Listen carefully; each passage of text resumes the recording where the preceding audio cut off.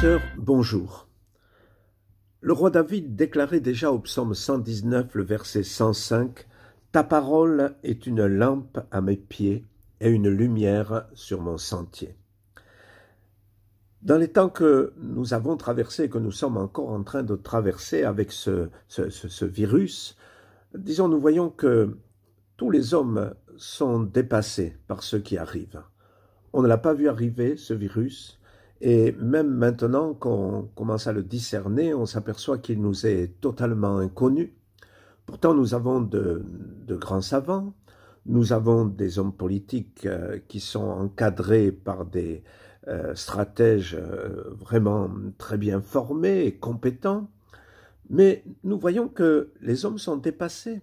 On n'a pas vu arriver, et surtout on n'a pas vu que le monde était devenu maintenant comme un village et qu'un problème qui se passe sur un continent peut jaillir sur le reste de la planète très rapidement. Il y a une année en arrière, personne n'aurait été capable de dire ce qui allait se passer à partir du mois de février dernier. Et pourtant c'est là. C'est pour ça, bien-aimés, que je voudrais vous dire, attachons-nous d'abord à la parole de Dieu. Oui, nous ne sommes pas à part et nous voulons écouter ce qui se dit autour de nous, ce que les hommes disent. Non, nous ne vivons pas dans un cercle fermé, centré sur nous-mêmes, pas du tout. Mais nous avons besoin de nous nourrir et de nous inspirer en lisant et en méditant la parole de Dieu. David a connu toutes les situations dans sa vie.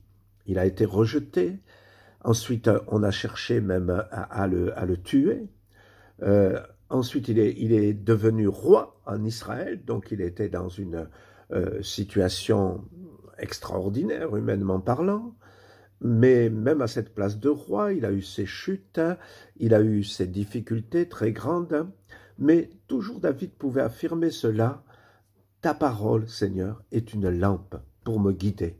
Vous savez, quand on avance dans la nuit, sur un sentier qu'on ne connaît pas en particulier, eh bien, nous avons besoin d'une lampe. C'est bon d'avoir une lampe de poche qui nous éclaire le chemin. C'est comme quand nous roulons en voiture la nuit, eh bien, nous avons besoin que, au fur et à mesure que nous avançons, nos phares éclairent la route. La route peut être droite, elle peut tourner, elle peut monter, elle peut descendre. Le revêtement peut être bien lisse, puis tout d'un coup il y avoir des trous. Donc nous sommes en but à rencontrer des surprises, et c'est pour ça que nous avons besoin que nos phares éclairent bien la route. Nous avons besoin d'être éclairés, nous avons ce privilège, bien-aimés, d'avoir la parole de Dieu.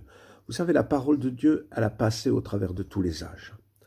Elle a éclairer les gens qui vivaient au Moyen-Âge, comme ceux qui vivaient au temps de Jésus, comme ceux qui vivaient au siècle dernier. Elle nous a éclairés. Elle a éclairé les chrétiens. Elle continuera à le faire. Pas la peine de supposer beaucoup de choses. Ce que nous ne comprenons pas encore de la parole, eh bien, c'est que nous n'avons pas besoin de le comprendre pour l'instant. Le temps viendra où peut-être nous serons éclairés. Ce ne sera pas d'ailleurs un seul homme qui sera éclairé, mais ce sera l'Église qui sera éclairée, c'est-à-dire un groupement de personnes que nous comprendrons ce qui se passe autour de nous, comme nous comprenons actuellement ce que Dieu est en train de faire dans ce monde et peut-être ce qui va arriver même demain. Mais cette parole nous éclaire. Nous n'allons pas vers l'inconnu. Déjà, nous savons que quoi qu'il nous arrive, nous sommes sauvés avec Jésus. Il nous a préparé une place. Donc, la pire des situations qui pourraient nous arriver, c'est de perdre la vie, mais nous savons où nous allons après cela. Nous savons que Dieu nous a préparé une place. Et face même à ce que nous rencontrons jour après jour, eh bien, nous pouvons être éclairés par la parole de Dieu.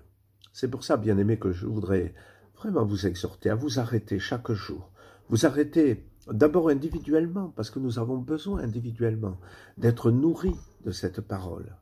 Nous pouvons être en famille, à table, mais notre corps a besoin qu'individuellement, nous avalons notre propre nourriture. Ce que mange notre épouse ou notre mari ou nos enfants ne nous nourrit pas, même si nous sommes avec eux.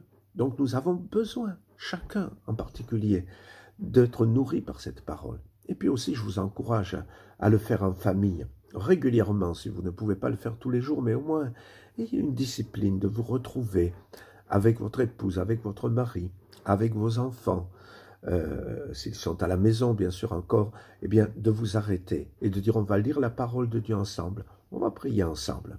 C'est un privilège que Dieu nous donne. Il nous parle au travers de sa parole, parce qu'elle est vivante. Et donc, ne négligeons pas ce privilège, bien-aimés. Surtout dans ces temps troublés que nous vivons, appuyons-nous sur la parole et nous serons bénis. Voilà, à bientôt.